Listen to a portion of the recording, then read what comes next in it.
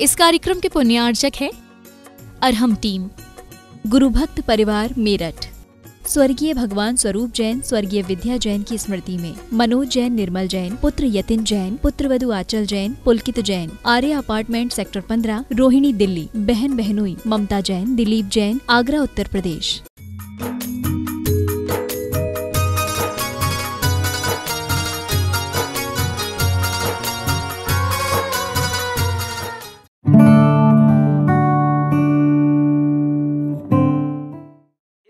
का वह जो 10 लक्षण पर्व मनेगा वो अपने आप में कई तरह की सुविधाओं और कई तरह की शिक्षाओं और कई तरह के प्रयोगों के साथ में मनाया जाएगा। और वह 10 लक्षण पर्व इस बार का जो मनेगा वो अनोखा होगा, अद्भुत होगा। क्यों होगा? क्योंकि ऑनलाइन भी होगा, ऑफलाइन भी होगा। ऑनलाइन भी बहुत से लोग करते हैं, उनके टास्क अलग रहते हैं, उनके प्रोग्रामिंग की टाइमिंग अलग रहती है, उनके लिए अलग से जो टीम के माध्यम से वीडियो रिले किए जाते हैं वो अलग होते हैं। और जो यहाँ ऑफलाइन बैठेंगे उनके लिए भी यहाँ पर सामने देखने को मिलेगा। लेकिन इस बार एक अच्छा कार्य और एक नया कार्य इस प्रकार के इस 10 लक्षण पर्व में किया जाएगा और उस शिविर का नाम दिया जाता है अरहम स्वधर्म शिविर। क्या नाम होता है? ये पहले से चला आ रहा है ये नाम, लेकिन नया नाम है और आपको ये ध्यान में रखना है। लेकिन इस बार एक नया काम क्या होगा? अभी तक मैं सोचता रहता था, मुझे एक तरह की साधना करानी होती है 10 लक्षण के दिनों में, लेकिन कुछ लोगों की पूजा की उत्कटता के कारण से मुझे पूजा करनी है, मुझे समय पर यही करना है, जो उनके दिमाग में शेड्यूल फिट होता है, उनके कारण से मैं कुछ ऐसे लोगों के लिए लाभ नहीं दे पाता जो लोग केवल एक साधना का लाभ लेना चाहते हैं। 10 दिन की जिनके लिए साधना करने का माहौल बनता है, समाज के बीच में रहने के कारण से हम उनके लिए वो अलग से नहीं कर पाते। लेकिन इस बार हमने हिम्मत की है। सुन रहे हो? कमेटी के लोगों से अभी हमने कोई चर्चा नहीं की, क्योंकि कमेटी तो मैं बाद में देखता रहूंगा, है ना। मुझे जो करना है और जो मेरे अंदर भाव है वह भाव मैं आज आपको बता रहा हूं। ऑनलाइन का कार्यक्रम अलग रहेगा, ऑफलाइन 2 तरह का कार्यक्रम चलेगा यहाँ पर। एक कार्यक्रम उन लोगों के लिए होगा जो लोग केवल आत्म साधना करना चाहते हैं, जो स्वात्म साधना के नाम से उनके लिए एक अलग ग्रुप रहेगा। और ऐसे लोगों की संख्या अधिक नहीं रखूंगा, केवल उनकी संख्या 100 होगी। और ऐसे लोगों के लिए अलग से एक व्यवस्था दी जाएगी, अलग से उनके लिए सुविधाएं दी जाएंगी। इन लोगों के लिए मोबाइल बिल्कुल वर्जित होगा, इस परिसर से बाहर जाना वर्जित होगा। उनके लिए अनेक तरह की ध्यान साधनाएं होंगी, अनेक तरह की ज्ञान साधनाएं होंगी और टोटल 10 दिन का मौन होगा। पूरे तरह से आरंभ परिग्रह का त्याग होगा। इसमें जो लोग आएंगे वो लोग होंगे साधक लोग, जिन्हें दुनियादारी के तनावों से अपने आप को बिल्कुल मुक्त रखना है और 10 दिन के लिए अपनी एक नई जिंदगी का आनंद लेना है। दुनिया का आनंद उन्हें छोड़ना है, बिल्कुल अपनी लाइफ को इस आउटर वर्ल्ड से कट ऑफ जो करना चाहते हैं, उनके लिए यह एक प्रावधान बनाया जा रहा है। उन 100 लोगों को अलग से रखा जाएगा और ये जो बाकी के लोग रहेंगे, वो भीड़ वो अलग रहेगी। ये जो भीड़ होगी वो अलग होगी। उस भीड़ में भाई थोड़ा तो मम्मी से बात करनी पड़ती है, थोड़ा तो बिजनेस देखना ही पड़ता है, मोबाइल का प्रयोग महाराज 1 घंटे के लिए छूट दे दो, थोड़ा सा हमें यहाँ घूमने जाना है, इस मंदिर में जाना है, धूप दशमी आएगी तो धूप चढ़ाना है। जो काम हमारे चले आ रहे हैं रूटीन के, वो हमें करना है। हमें 10 पूजाएं सुबह से करनी है तो 10 ही करनी है, 9 नहीं करनी है। ऐसे लोगों के लिए एक अलग कैटेगरी रहेगी। तुम्हें पूजा करना है, तुम पूजा करो, तुम्हें धूप चढ़ाना है, तुम खूब धूप चढ़ाओ। ऐसे लोगों के लिए एक अलग कैटेगरी रखी जाएगी, लेकिन वह कैटेगरी भी एक संस्कार शिविर के रूप में होगी और उसके लिए भी उनका नॉमिनेशन होगा, रजिस्ट्रेशन होगा और उसके लिए भी उनकी एंट्री होगी। उनके खाने पीने की सब सुविधाएं यहाँ पर उपलब्ध कराई जाएंगी, लेकिन उन्हें थोड़ी बहुत छूट रहेगी। पुरुष रहेंगे, महिलाएं भी रहेंगी, अपने शिविर सबके लिए ओपन है, क्योंकि जब महिला प्रधानमंत्री या राष्ट्रपति बन सकती है तो क्या महिला धर्म का शिविर नहीं कर सकती है? तो सबके लिए खुला है।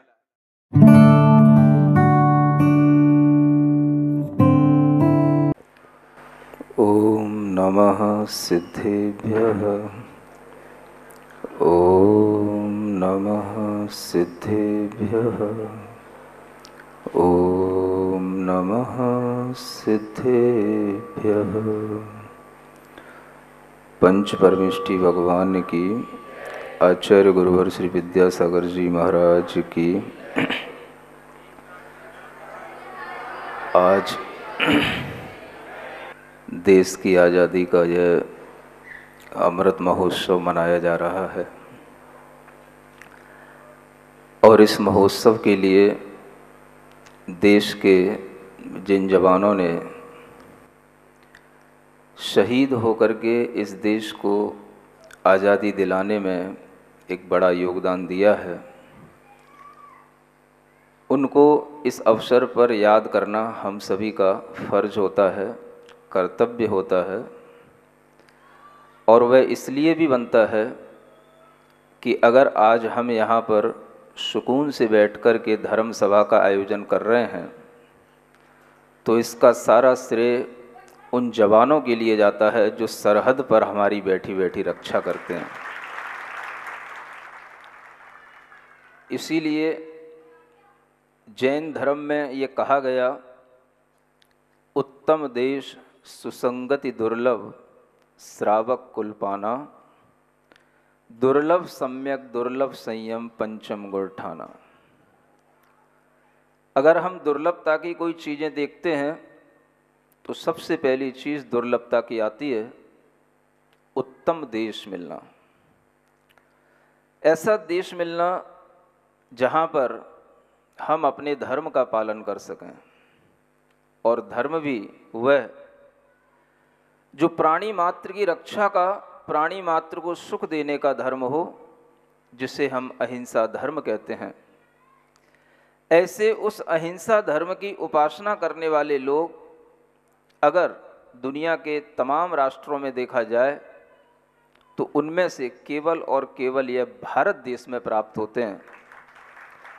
इसलिए भारत देश दुनिया के तमाम देशों में एक सर्वोपरि और सबसे उत्कृष्ट देश माना जाता है। यह वह देश है जहाँ पर तीर्थंकर हुआ करते हैं।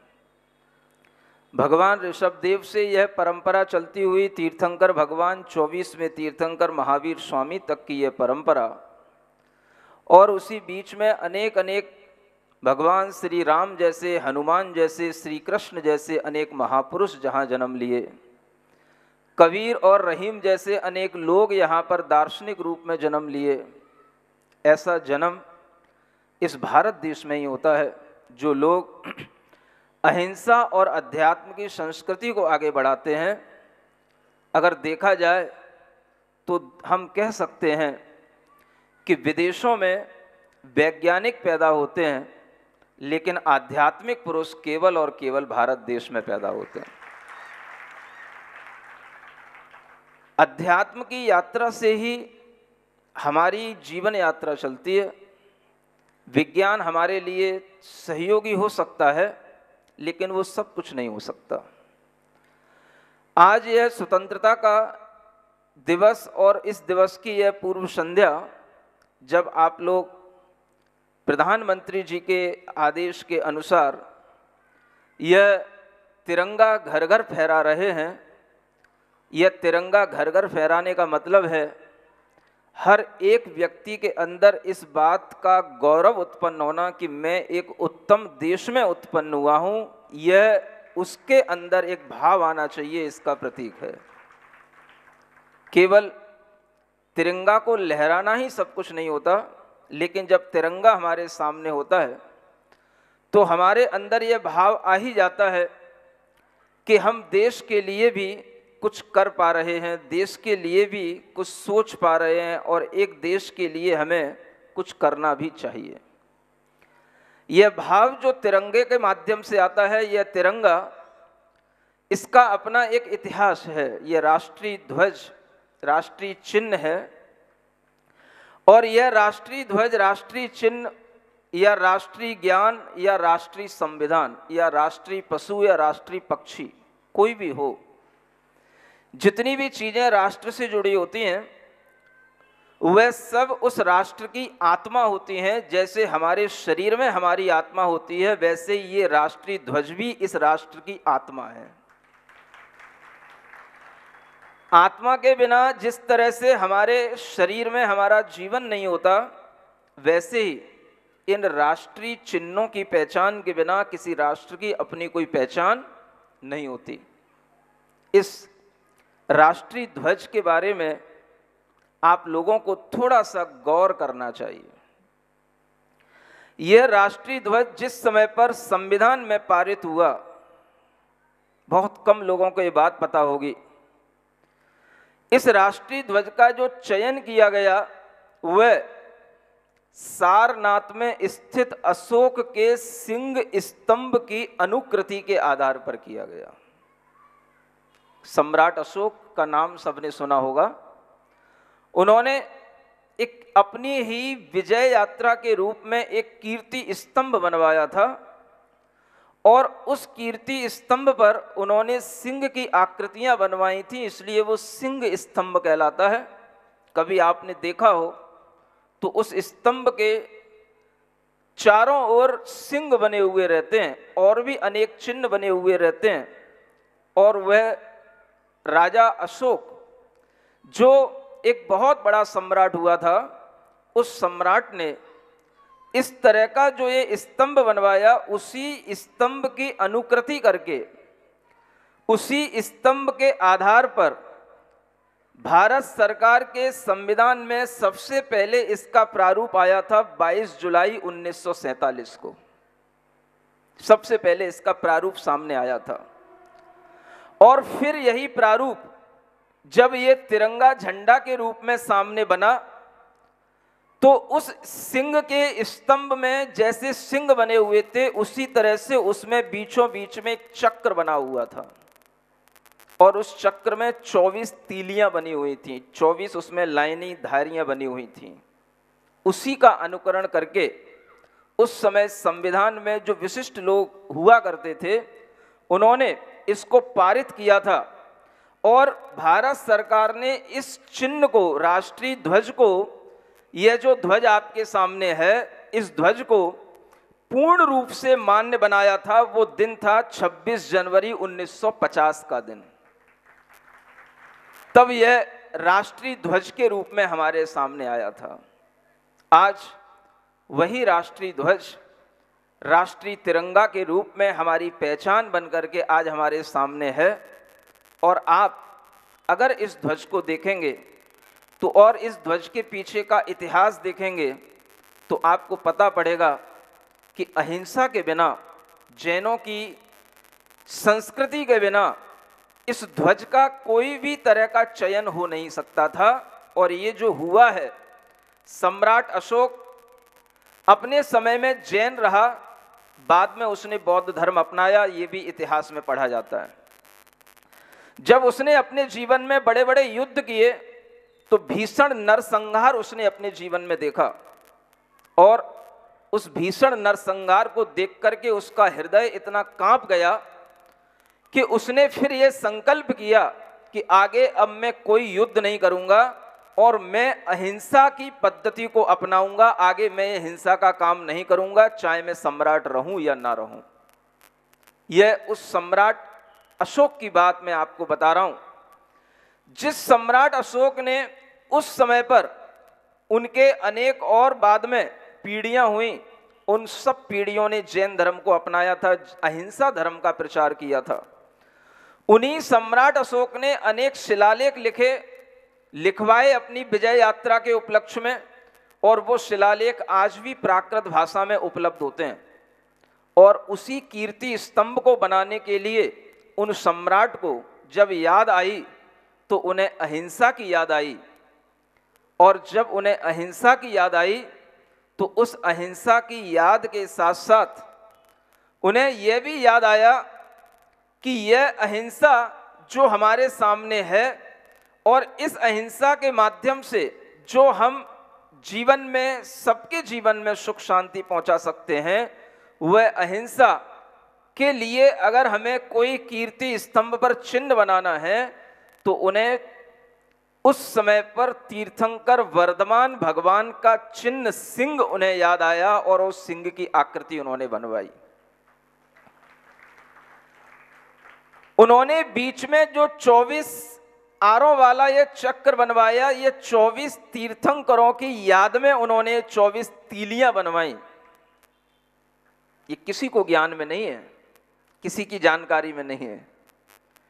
यह अहिंसा का ध्वज है, और स्वतंत्रता अगर मिली है हमें तो आपको पता है महात्मा गांधी की उस अहिंसा के कारण से हमें स्वतंत्रता मिली है, जिस अहिंसा के सिद्धांत को उन्होंने जिया, और ऐसा जिया कि उन्होंने स्वयं भी जिया, और जितने लोग उनके सामने आए वो भी उस अहिंसा का लोहा मानने लग गए कि दुनिया में अस्त्र शस्त्र से किसी के ऊपर अधिकार नहीं जमाया जा सकता है, लेकिन अहिंसा के माध्यम से हर व्यक्ति की आत्मा के ऊपर अधिकार जमाया जा सकता है। ये बात गांधी जी ने अहिंसा की जो सीखी थी, ये जैन धर्म से ही सीखी थी। अहिंसा का मतलब किसी भी प्राणी मात्र को दुख नहीं देना। आज हम देखें कि यह जो केसरिया झंडा हमारे सामने है, 3 रंग का जो झंडा हमारे सामने है, इसके अंदर भी धर्म छिपा हुआ है। रंगों के भी अपने प्रतीक हुआ करते हैं, विज्ञान हुआ करता है, एक कलर साइंस भी हुआ करती है। और अगर हम देखें सबसे ऊपर जो गहरा केसरिया रंग का यह जो रंग है, यह केसरिया रंग बताता है कि हम सबके जीवन में मंगल होना चाहिए। यह केसरिया रंग मंगलता का, पवित्रता का, शुभता का प्रतीक है, और हर व्यक्ति अपने जीवन में मंगल लाए, इसलिए उसे यह केसरिया रंग याद करना चाहिए। और यह केसरिया रंग हमारे पंच परमेष्ठियों में आचार्य परमेष्ठि का रंग माना जाता है। यह दूसरा रंग जो बीच में सफेद रंग है, सफेद रंग की पट्टी है, यह सफेद रंग विशुद्धि का प्रतीक है, शुद्धता का प्रतीक है, प्योरिटी का प्रतीक है, स्वच्छता का प्रतीक है, आत्मा के उज्जवल भावों का प्रतीक है, और इस बात का प्रतीक है कि हम सभी को अपने विचार, अपने भाव, अपनी आत्मा निरंतर शुद्ध बनाना चाहिए, परिष्कृत करना चाहिए। ऐसी उज्जवलता हमारे परिणामों में बनी रहनी चाहिए जैसी उज्जवलता इस सफेद रंग में हमें दिखाई देती है। यह सफेद रंग उस उज्जवलता का प्रतीक है कि देश का हर नागरिक उज्जवल विचारों वाला हो, शुद्ध सात्विक भावों के साथ जीवन जीने वाला हो, अपने जीवन में किसी भी तरह का कलंक लगाने वाला ना हो, और वह इस तरह का जीवन जिए कि उसके जीवन की पवित्रता हमेशा उसके जीवन को उन्नत बनाती रहे। यह हमें संदेश देता है यह सफेद रंग की पट्टी, जिसके माध्यम से यह हमें सफेद रंग उज्जवलता को बता रहा है। और इसी के साथ में नीचे एक हरे रंग का कलर है, और यह हरा रंग हरे रंग की पट्टी है, और यह हरा रंग समृद्धि का प्रतीक होता है। सबसे ज्यादा समृद्धि आती है देश के अंदर कृषि के माध्यम से। यह भारत देश कृषि प्रधान देश माना जाता था और आज भी माना जाता है। कृषि प्रधान देश होने का मतलब ही है चारों ओर हरियाली होना, चारों ओर फसलें होना, धन धान्य से लदा हुआ पूरा भूखंड होना। और इस तरह से धन धान्य से लदा हुआ अगर ये भूखंड बना रहेगा तो हर नागरिक यहाँ का स्वस्थ, समृद्ध और संपन्न रहेगा। भारतीय कृषि के माध्यम से ही व्यक्ति अपने अंदर संपन्नता ला सकता है। ये हरा रंग हमें समझा रहा है, ये प्रतीक है इस बात का। ये तीनों रंगों में हमारा पूरा जीवन निहित है। हम अपने जीवन को मंगल बनाएं, पवित्र बनाएं, समृद्ध बनाएं, लेकिन बीच में जो सफेद रंग की पट्टी के अंदर जो एक चक्र बना हुआ है, यह वह धर्म चक्र की याद दिलाता है कि दुनिया में अगर हमारे अंदर सुख शांति रहेगी तो धर्म चक्र को ध्यान में रखने से रहेगी। ये धर्म चक्र का प्रतीक है। और धर्म का मतलब क्या है? दया धर्म, प्राणी मात्र की रक्षा का धर्म, प्राणी मात्र के लिए अपने अंदर इस तरह का भाव होना कि उसे हमारी जीवनचर्या से कोई हानि न पहुंचे, इस प्रकार का अहिंसा धर्म, करुणामयी धर्म, यही धर्म अहिंसा धर्म कहलाता है। और इसी धर्म को सिद्ध करने के लिए यह धर्म चक्र आपके सामने है।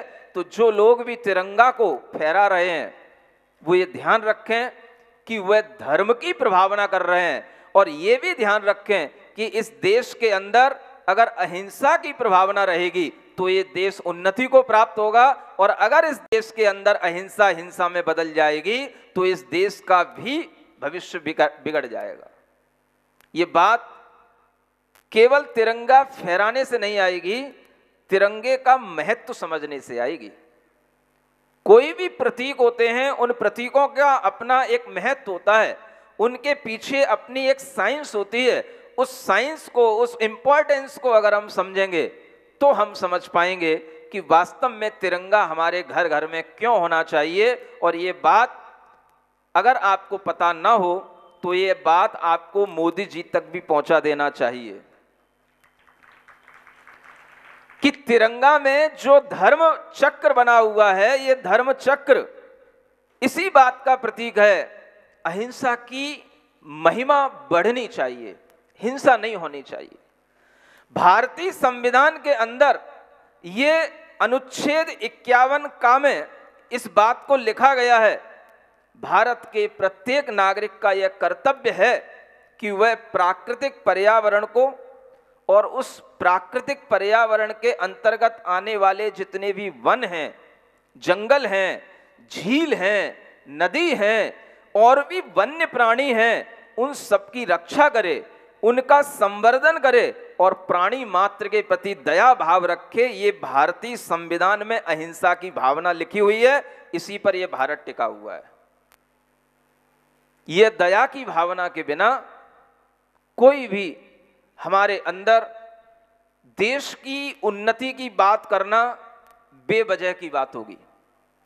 टेक्नोलॉजी अपनी जगह अलग है, लेकिन उस टेक्नोलॉजी के माध्यम से हमारे अंदर के जो तत्व हैं, मूल तत्व हैं, जो इस भारतीय दर्शन के, भारतीय संस्कृति के तत्व हैं, वह तत्वों का पोषण होना चाहिए। हर प्राणी की रक्षा का प्रावधान, जिस तरह से हम गौ माता की रक्षा करने के लिए कटिबद्ध रहते हैं, ऐसे ही संसार का जो भी प्राणी है, हमें हर प्राणी की रक्षा की तरफ ध्यान देना चाहिए। किसी भी प्राणी का कत्ल होना इस देश की आत्मा का कत्ल होना मानना चाहिए। अगर ये भाव हर एक भारतीय के अंदर आएगा, हर एक जवान के अंदर आएगा, हर एक पुरुष के अंदर आएगा, हर एक व्यक्ति, हर एक महिला, हर एक बच्चे के अंदर आएगा, तब इस भारत के अंदर जो विकास होगा और ये भारतीय निष्ठा के साथ में जो इस देश का विकास हम देख पाएंगे, वह वही विकास होगा जो कभी गांधी जी ने अपने सपनों में देखा था। ऐसा स्वतंत्र देश जिसमें सबके लिए, हर समुदाय के लिए सब कुछ होना चाहिए।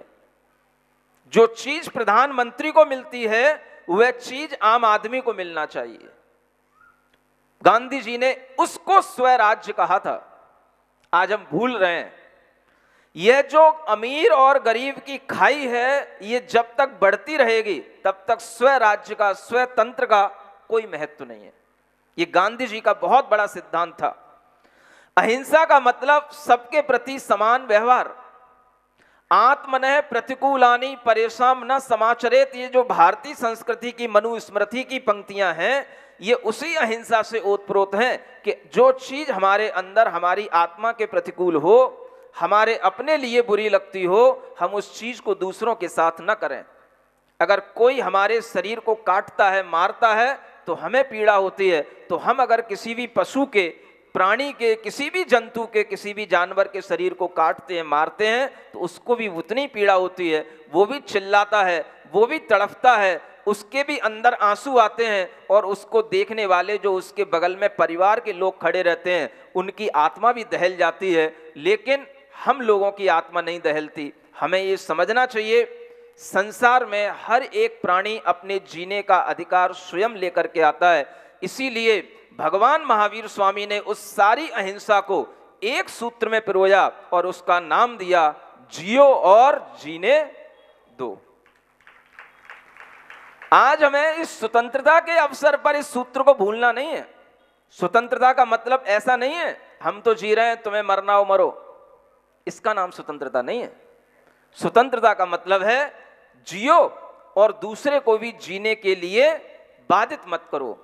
दूसरे को भी जीने का उतना ही अधिकार है जितना आपको जीने का अधिकार है। इसलिए जियो और जीने दो का यह सिद्धांत अगर बना रहेगा तो ये भारत उन्नति करता रहेगा।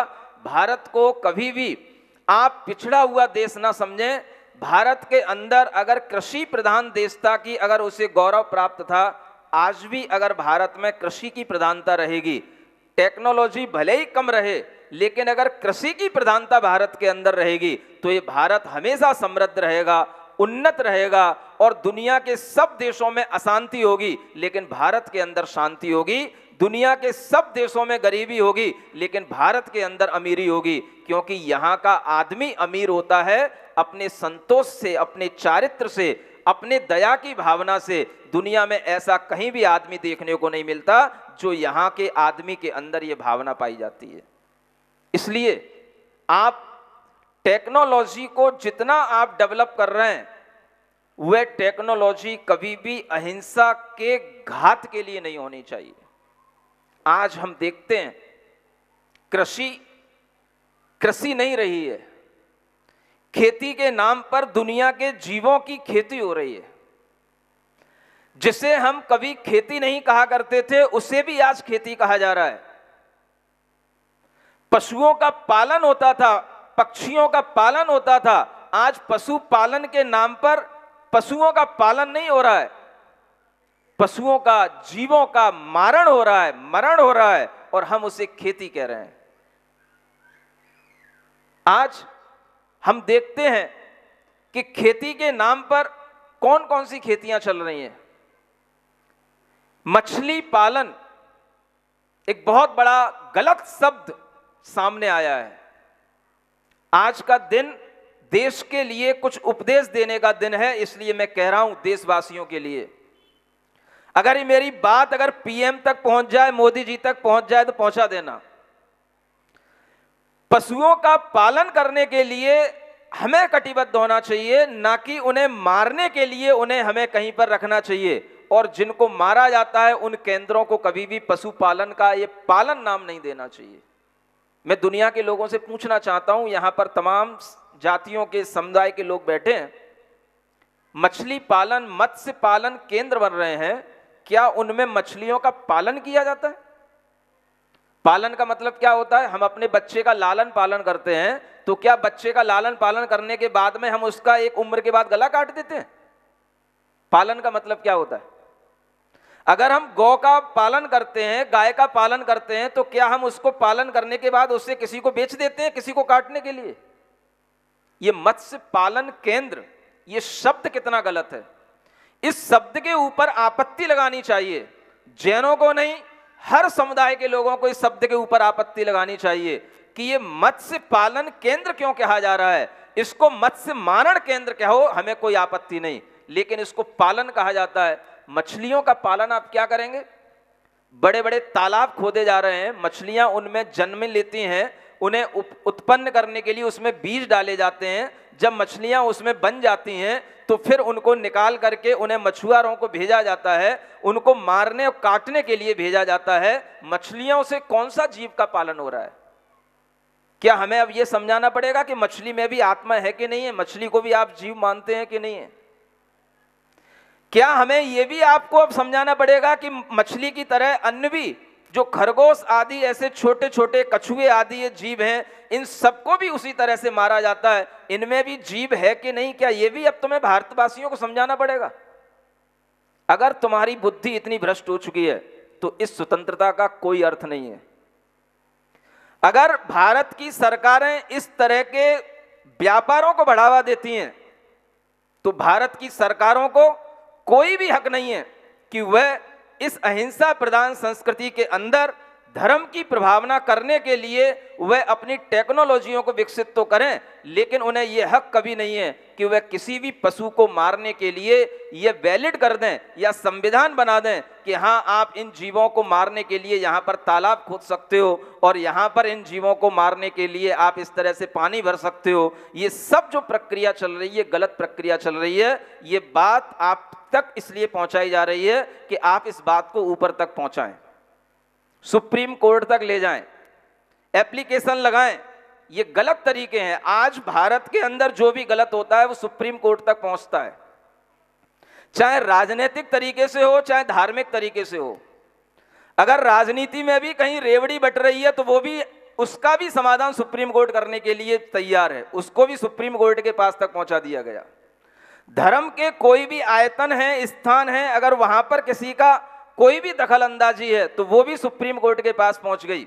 मेरी ये बात भी सुप्रीम कोर्ट के पास ले जाओ। मैं नहीं जा सकता किसी कोर्ट में, मैं किसी के लिए कोई अपील नहीं कर सकता, लेकिन मैं आपको उपदेश दे सकता हूं, एक अच्छी राह पर चलाने के लिए, आपकी बुद्धि को सही बनाने के लिए आपके लिए उपदेश दे सकता हूं और ये कह सकता हूं कि ये काम आपको करना चाहिए। यहां पर बैठे हुए लोगों को इस बात पर जिक्र करना चाहिए।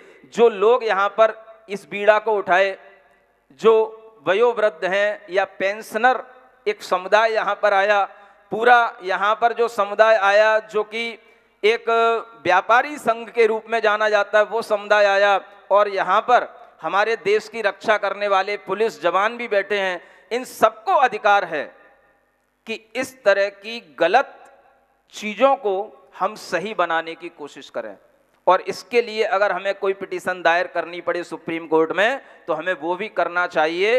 मत्स्य पालन केंद्र क्यों कहा जाता है, ये एक मेरे लिए ऑब्जेक्शन है, क्वेश्चन मार्क है। क्या हम मछलियों का पालन करते हैं? और पालन करते हैं तो किस उद्देश्य से करते हैं?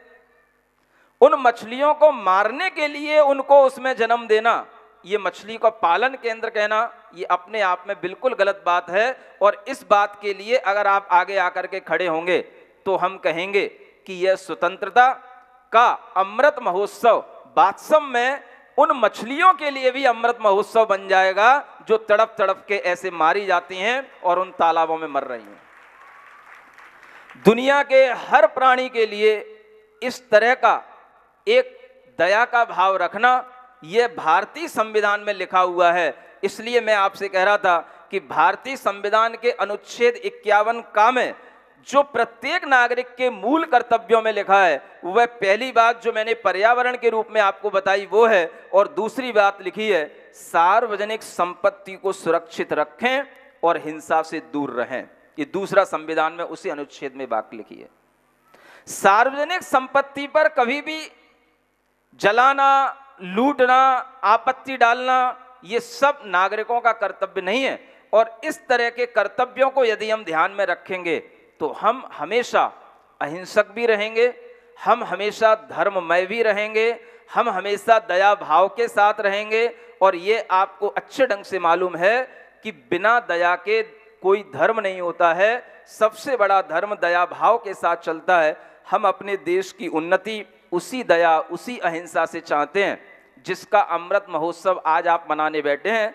वो गांधी जी कितने अहिंसक थे, वो सुभाष चंद्र बोस के अंदर कितनी देश के प्रति निष्ठा थी। अगर उनके चरित्र कभी आप पढ़ो तो आपको पता पड़ेगा कि हम उनके आगे कुछ अंशों में, कुछ परसेंटेज भी नहीं है।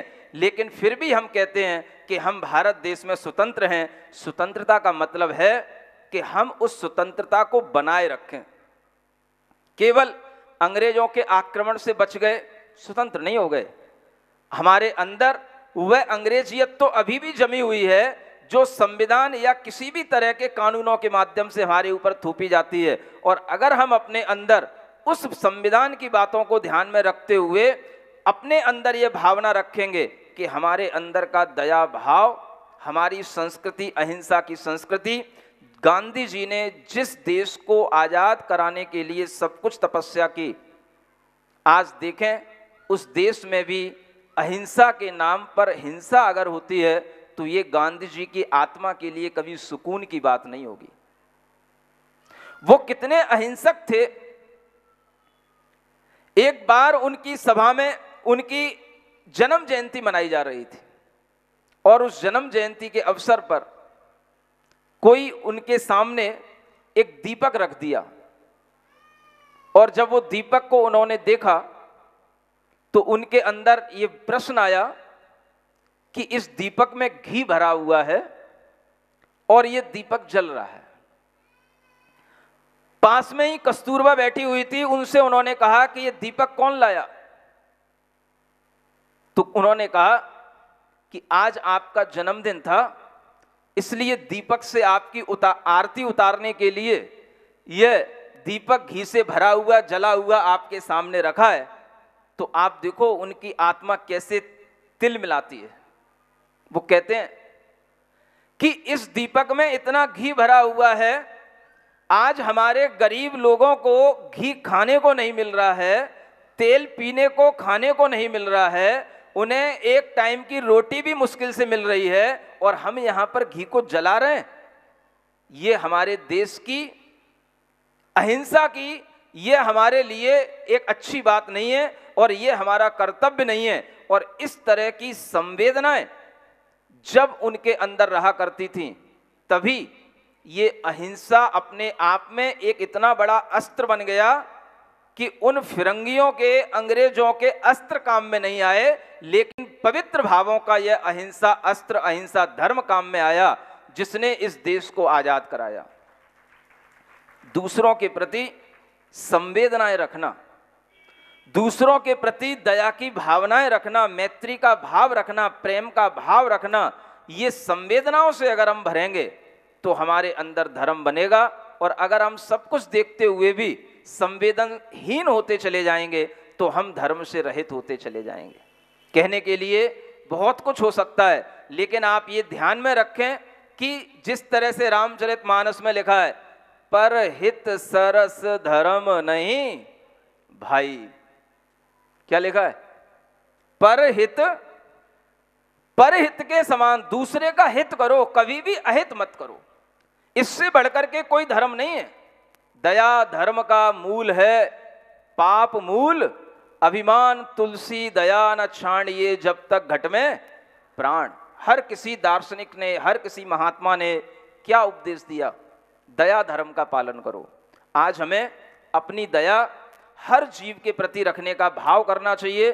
सही स्वतंत्रता दिवस मनाने का मतलब है हर प्राणी को स्वतंत्र छोड़ना और हर प्राणी के अंदर के आत्मा की रक्षा करना, किसी भी प्राणी को मारना नहीं, चाहे वो सूकर हो, चाहे वो बैल हो, चाहे वो बकरा हो, चाहे वो खरगोश हो, या कोई छोटी सी मक्खी या मच्छर हो या चींटी हो। हर प्राणी के प्रति अगर आपके अंदर दया का भाव रहेगा तो यह स्वतंत्रता मनाने का वास्तविक अर्थ आपके सामने रहेगा, और कोई भावना नहीं है। स्वतंत्रता का मतलब जियो और जीने दो, लिव एंड लेट लिव। यह भगवान तीर्थंकर का जो हमें एक मूल वाक्य मिला है, इस मूल वाक्य को ध्यान में रख कर के ही सारा संविधान बना है। और उस संविधान की किताब पर भी सबसे पहले उन भगवान महावीर स्वामी का चित्र बना हुआ है जिन्होंने हमें अहिंसा का संदेश दिया था। ये भी आप लोगों को पता होना चाहिए। जो हमारे सामने एक राष्ट्रगान आता है, आज हम उस राष्ट्रगान को भी करेंगे ना। स्वतंत्रता की बात कह रहे हैं, तिरंगा मनाया जा रहा है, फहराया जा रहा है, आज हम उस राष्ट्रगान को भी करेंगे। और वह राष्ट्रगान जो संविधान सभा में एक राष्ट्रगान के रूप में अपनाया गया था, वो भी 24 जनवरी 1950 को अपनाया गया था। और यह सर्वप्रथम 27 दिसंबर 1911 को भारतीय राष्ट्रीय कांग्रेस के कलकत्ता अधिवेशन में इसको सबसे पहली बार गाया गया था। और जब ये पहली बार गाया गया था तो इस पूरे राष्ट्रगान के अंदर 5 पद थे। कितने? 5 पद थे इसके अंदर। इस राष्ट्रगान को कोई भी पूरा नहीं बोलता। इस राष्ट्रगान में एक जगह हिंदू, बौद्ध, सिख के साथ में जैन का नाम आता है। ये कोई नहीं बताता, कोई नहीं बोलता।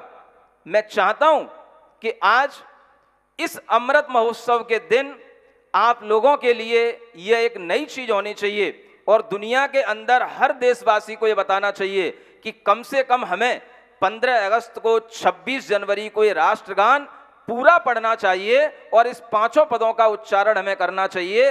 तब हमें पता पड़ेगा कि इस राष्ट्रगान के अंदर क्या क्या लिखा हुआ है। कभी पढ़ाया जाता है आपको? शुरू की केवल 4 लाइनें पढ़ के आप इतिश्री कर लेते हो। आज सभी लोग खड़े होकर के इस पूरे राष्ट्रगान को पढ़ेंगे और इसी के साथ सभा का समापन करेंगे।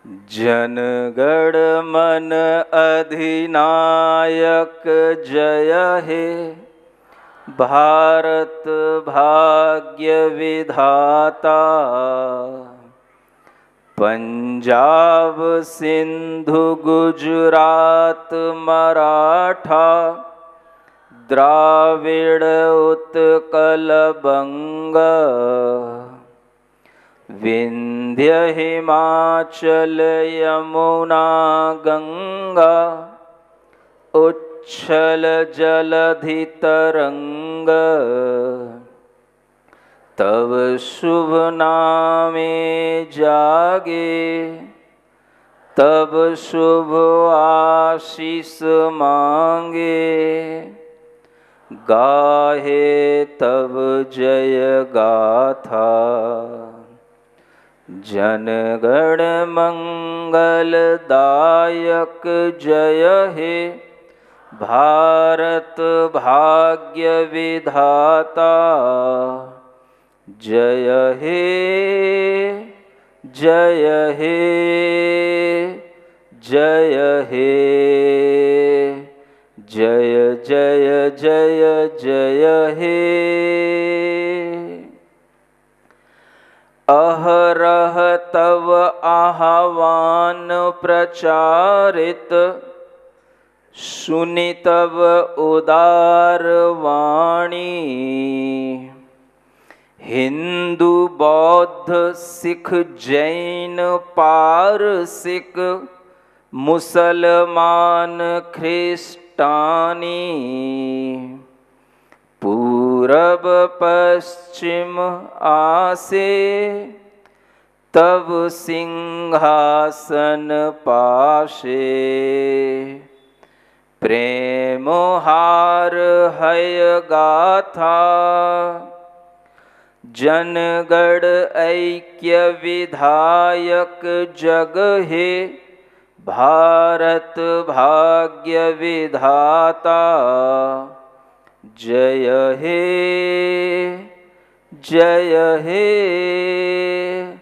जय हे, जय जय जय जय हे। पतन अभ्युदय बंधुर पंथा, युग युग धावित यात्री, हे चिर सारथि तव रथ चक्रे, मुखरित पथ दिन रात्रि, दारुण विप्लव माझे, तब शंख ध्वनि बाजे, संकट दुख त्राता,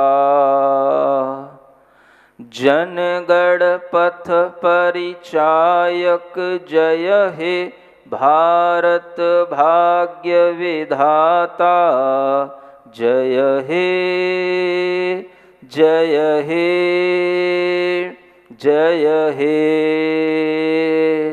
जय जय जय जय हे। घोर तिमिर घन निबिड़ निशीथे पीड़ित मूर्छित देशे जाग्रत छिल तब अविचल मंगल नत नयने अनिमेषे दुःस्वप्ने आतंके रक्षा करिले अंके स्नेहमयी तुम माता स्नेहमयी तुम माता।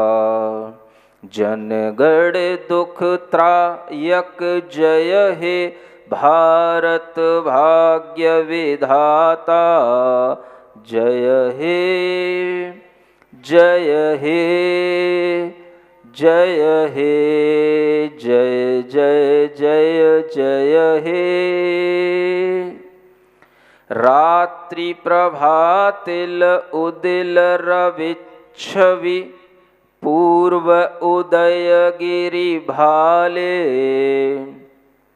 गाहे विहंगम पुण्य समीरण नवजीवन रस ढाले तब करुणारुण रागे निद्रित भारत जागे तब चरणे नथ माता तब चरणे नत माथा।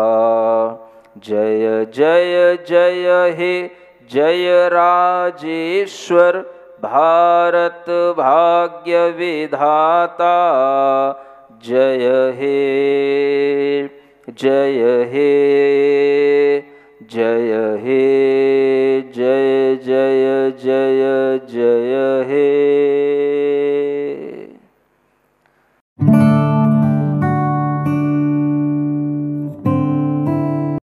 आप लोग अपने बेटों में संस्कार डालने के लिए हमेशा लालायित रहते हैं और कई लोग कहते हैं कि हमारे बेटे दूसरे दूसरे धर्मों की ओर मुड़ जाते हैं और अनेक अनेक तरह के उनके अंदर विश्वास पैदा हो जाते हैं और वह भूल जाते हैं कि हमारे जीवन में जो विश्वास आना चाहिए वो जिनेंद्र भगवान के दर्शन के माध्यम से आना चाहिए।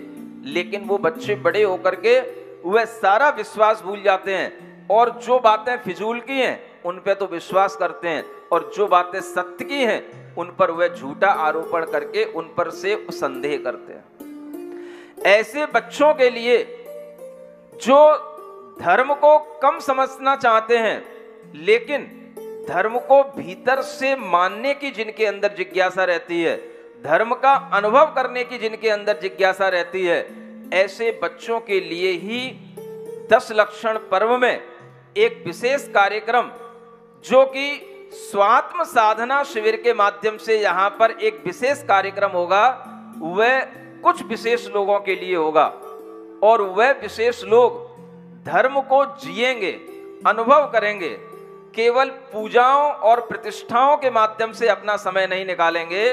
उन 100 लोगों की कैटेगरी एक अलग होगी और उसमें जिन लोगों को भी शामिल होने का मौका मिलेगा वे लोग धर्म की अनुभूति 10 दिन इस ढंग से करेंगे कि उनके लिए किसी भी तरह की बंदिशें नहीं होंगी, लेकिन अनुशासन पूरा होगा और उस अनुशासन के साथ में उन्हें धर्म को जीने के लिए, धर्म का अनुभव करने के लिए उन्हें एक बहुत बड़ा एक अवसर मिलेगा। ये अवसर जैन समाज के अंदर कहीं पर भी नहीं मिलता। इसलिए मैंने देखा है कि कई बच्चे दूसरी जगहों पर जाकर के अपनी बॉडी को डिटॉक्सिफाई करते हैं, पॉजिटिव एनर्जी लेने के लिए तरह तरह के मेडिटेशन करते हैं, लेकिन यहाँ पर आपकी बॉडी का डिटॉक्सिफिकेशन भी किया जाएगा और आपकी बॉडी को, आपके माइंड को, आपकी सोल को इतना ऑक्सीफाइड कर दिया जाएगा, इतना ऑक्सीजन से भर दिया जाएगा कि अगले कई वर्षों तक आपकी अंदर कभी भी कोई भी टॉक्सिक एसिड और टॉक्सिक मैटर जमा नहीं होगा। ये जो हमारे अंदर ऑक्सीजन का आना, कार्बन डाइऑक्साइड का निकल जाना, ये केवल बॉडी के अंदर नहीं होता, ये माइंड में भी होता है। जो माइंड में हमारे इल थॉट्स होते हैं, बैड थॉट्स होते हैं, उनको निकालने के लिए हमें एक प्रोसेस करनी पड़ती है, जो प्रोसेस हमारी सोल तक टच करती है। और उस प्रोसेस के माध्यम से जब व्यक्ति 10 दिन तक धर्म का भीतर से अनुभव करेगा तो उसे अनुभूति होगी धर्म बाहर नहीं है, धर्म हमारे भीतर है। इसलिए इस धर्म का नाम है स्वधर्म संस्कार शिविर, स्वधर्म स्वात्म साधना शिविर। और इस प्रकार के शिविर में भाग लेने के लिए आप अपने बच्चों को आगे लाएं। जो 40-45 तक की उम्र के बड़े बेटे हैं, बहुएं हैं, ऐसे लोग सामने आएं जिन्हें दुनिया में अनेक अनेक तरह के और जगहों पर जाकर के एक्सपीरियंस करने को मिला है। वो एक बार आकर के यहाँ पर इस अरहम स्वात्म उत्थान शिविर में आकर के अपना एक एक्सपीरियंस करेंगे तो वो आगे की सब बातें भूल जाएंगे और उन्हें लगेगा कि हमें जो 10 धर्मों के माध्यम से जिनेंद्र भगवान ने अपनी स्वधर्म की बात बताई है, इससे बढ़कर के दुनिया में हमें कोई धर्म नहीं है। और जो ऐसा कर लेंगे वो तो बहुत टॉप लेवल के लोग कहलाएंगे, लेकिन जो ऐसा नहीं भी कर पाएंगे तो उनके लिए भी व्यवस्था है। और उनके लिए व्यवस्था श्रावक संस्कार शिविर के रूप में है, जो यहाँ पर एक खुला पांडाल रहेगा, इसमें उनके लिए कार्यक्रम रहेंगे और 2 जगह कार्यक्रम अलग अलग चलेंगे। सुन रहे हो? आपको तो अभी कुछ समझ में ही नहीं आएगा व्यवस्था क्या लेकर के हम अपने दिमाग में चल रहे हैं। उन 100 लोगों की जगह इस पांडाल से अलग होगी, एक बिल्कुल सेफ साइड जगह होगी, वहां पर यहाँ का कोई भी कोलाहल नहीं पहुंचेगा और उनको रहने की अलग व्यवस्थाएं, उनकी सारी दैनिक चर्या की व्यवस्थाएं अलग होंगी। और यहाँ पर जो संस्कार शिविर लगेगा जनरल लोगों के लिए, वह संस्कार शिविर अलग लगेगा और दोनों जगह एक साथ मैनेज किया जाएगा। थोड़ी सी विक्रिया शक्ति हमारे अंदर भी आ गई है, उसका मैं प्रयोग करूंगा। दोनों जगह एक साथ मैनेज होगा, वेल मैनेज्ड होगा। और ये देखोगे आप कि 100 लोगों की कैटेगरी एक साथ अलग काम करेगी और यहाँ पर बैठे हुए समूह में जितने भी लोग आए वो जनरल लोग जो हमेशा आया करते हैं, जिन्हें बहुत ज़्यादा शेड्यूल, टाइटनेस, डिसिप्लिन पसंद नहीं होता, वो यहाँ आकर के बैठे और यहाँ आकर के भी उन्हें पूरे दिन भर के कार्यक्रम मिलेंगे। इस तरह से आपके सामने यहाँ पर 2 तरह के एक साथ शिविर चलेंगे और इस बात की चर्चा आपको हर किसी से करना है, क्योंकि ये बात अभी लोगों के दिमाग में जब तक नहीं बैठेगी तब तक उन्हें इसकी इम्पोर्टेंस समझ में नहीं आएगी। और एक बार जब आप यहाँ पर आकर के वो फील करेंगे तब आपको समझ में आएगा कि मैं कौन से स्वर्ग में आ गया और मैंने क्या अनुभूतियां की हैं।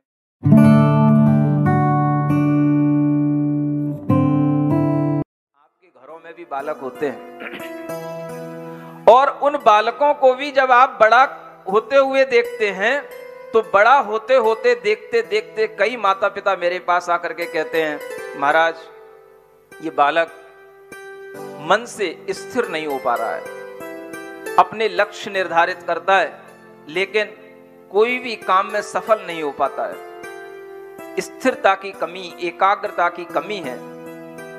ऐसे बालकों के लिए और उनके माता पिताओं के लिए मेरा कहना है, आगामी दिनों में जो यहाँ पर अरहम स्वधर्म शिविर के अंतर्गत जो यहाँ पर स्वात्म साधना शिविर लगने जा रहा है, उसमें मुख्य रूप से ऐसे ही बालक बालिकाओं को आपको भेजना है जिन्हें अपना लक्ष्य निर्धारित करने में भी दिक्कत होती है, और अगर लक्ष्य निर्धारित कर लेते हैं तो वहां अपने लक्ष्य तक पहुंच नहीं पाते हैं, उससे पहले ही वो हार जाते हैं। उनके लिए ताकत देना, उनके मन में इतनी शक्ति देना कि वो अपने लक्ष्य को प्राप्त कर सकें, यह सिर्फ और सिर्फ एक 10 दिन के अभ्यास से संभव होगा। और इस तरह का 10 दिन का अभ्यास उनके पूरे जीवन को बदलने वाला होगा। पूरे जीवन भर उन्हें वह शक्ति याद रहेगी और उसके माध्यम से वह जो भी लक्ष्य निर्धारित करेंगे उसको पा सकेंगे। क्योंकि जिसके अंदर 10 दिन स्थिरता आ गई, जिसका मन 10 दिन अपने में लग गया, जिसका मन 10 दिन दुनिया की चकाचौंध से दूर होकर के रहने में लग गया, वह आदमी समझना भीतर से दिव्य शक्ति से भर जाएगा, क्योंकि बिना दिव्य शक्ति के उसका मन लग नहीं सकता, अन्यथा वो दूसरे ही दिन कहेगा मुझे अच्छा नहीं लग रहा है, मैं तो जा रहा हूं। यह वह चीज आपके सामने आने वाली है। आप चाहते हैं कि हमारे बेटे बेटियों के ऊपर अच्छे संस्कार पड़ें, गुस्सा ना करें, छोटी छोटी बातों पर जिद करके परेशान ना करें, वह सब चीजों को स्व और पर को अच्छे ढंग से समझ पाएं। इस तरह की जो आपके अंदर विचारणा होती है, उस विचारणा को साकार करने के लिए एक अलग से ये प्रोग्राम इसीलिए इंट्रोड्यूस किया जा रहा है कि इस प्रोग्राम के माध्यम से आज की पीढ़ी को लाभ मिले, और जो पीढ़ी छोटी छोटी बातों पर अपने आप से परेशान हो जाती है, छोटी छोटी भी अपने सामने समस्याएं आती हैं, उनका सामना नहीं कर पाती है, वह अगर 10 दिन यहाँ पर मौन पूर्वक अगर वह जीव, यहाँ कोई भी आत्मा अगर साधना कर लेगा तो दुनिया की कोई ताकत, कोई आपदा उसको कभी अपने से विचलित नहीं करा सकती, हिला नहीं सकती उसको।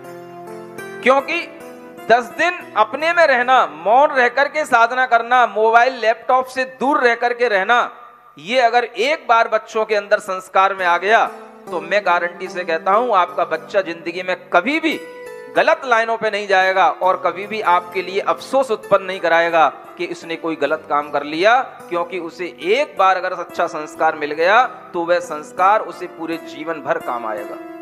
जो संस्कार आपने नहीं दे पाए, उन संस्कारों को उन बढ़ती उम्र में देने के लिए ये एक बहुत अच्छा कार्यक्रम है। बढ़ती उम्र के संस्कार अलग होते हैं। उस बढ़ती उम्र में जहां उनके शरीर की बायोलॉजी अलग तरीके से चलती है और उसके कारण से जो उनके इमोशंस, उनके थॉट्स जो उनके आउट ऑफ कंट्रोल होते हैं, उन सबको कंट्रोल करने के लिए योगा, मेडिटेशन और अनेक तरह की हेल्थ टिप्स के माध्यम से उसे 10 दिन तक फिजिकली और मेंटली इतना स्ट्रांग बनाया जाएगा ताकि वह आगामी जीवन में अपने लिए किसी भी तरह की कमजोरी महसूस ना करे और जो लक्ष्य निर्धारित करे उस लक्ष्य को प्राप्त कर ले। इतना स्ट्रांग बनाने के लिए यह एक प्रोसेस आपके सामने आ रही है। आत्म साधना इसका नाम तो है, लेकिन इस साधना से उसके जीवन की साधना जुड़ी हुई है और इस साधना के माध्यम से वह अपने जीवन में हर एक सफलता को प्राप्त कर पा सकता है। इस कार्यक्रम के पुण्यार्चक थे अरहम टीम, गुरुभक्त परिवार मेरठ। स्वर्गीय भगवान स्वरूप जैन, स्वर्गीय विद्या जैन की स्मृति में मनोज जैन, निर्मल जैन, पुत्र यतिन जैन, पुत्रवधू आंचल जैन, पुलकित जैन, आर्य अपार्टमेंट सेक्टर 15, रोहिणी दिल्ली, बहन बहनोई ममता जैन, दिलीप जैन, आगरा उत्तर प्रदेश।